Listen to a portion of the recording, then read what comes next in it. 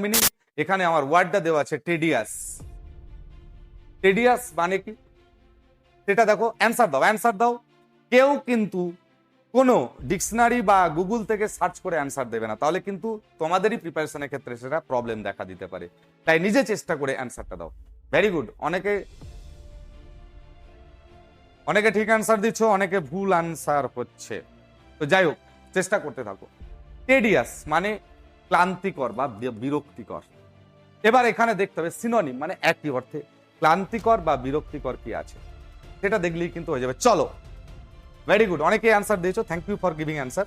এবার দেখো, এবার আমি যেটাই যাব সেটা হচ্ছে গিয়ে এর সলিউশনটা। এটা আমি একটু পিকচার দিয়ে করেছি, এই পিকচারগুলো আমরা বিভিন্ন ওয়েবসাইট থেকে নিয়েছি।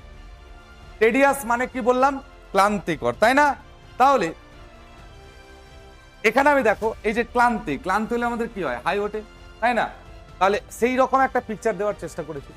এর সিনোনিম গুলো কি কি আছে? ওয়ারিসাম হতে পারে, ইটসাম, টায়ারিং, মনোটোনাস, এক্সস্ট। এগুলো সব হচ্ছে ক্লান্তি বা বিরক্তিকর, এগুলো বোঝায়। এবার এর বিপরীত তাহলে কি হবে?